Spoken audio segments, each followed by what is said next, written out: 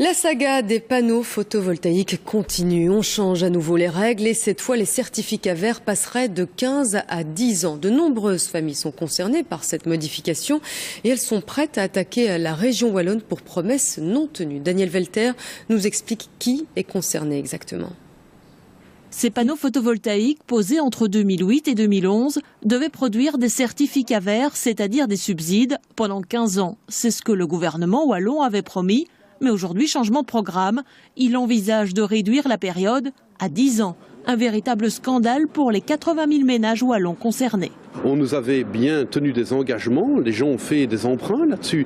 Et donc, compter évidemment sur ce remboursement-là, eux parlent finalement de taux de rentabilité qui étaient bien trop élevés. Mais je remarque que ces taux de rentabilité étaient leur propre décision, que maintenant, ils les assument.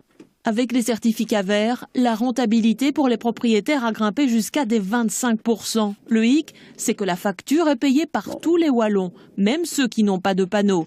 Alors oui, le ministre change les règles en cours de route, mais il estime qu'il ne fait que corriger une injustice. Il se fait qu'il y ait une chute vertigineuse du prix des panneaux photovoltaïques et que dès lors, la rentabilité doit s'adapter. Il n'est pas normal finalement que ceux qui ne possèdent pas de panneaux photovoltaïques soient amenés à payer la facture.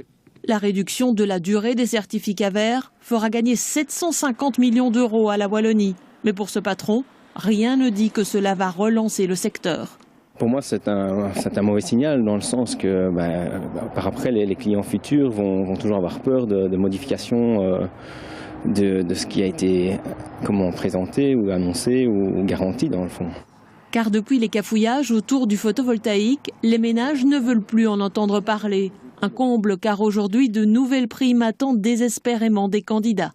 Les primes sont disponibles pour 12 500 ménages par an pour le moment, c'est l'enveloppe.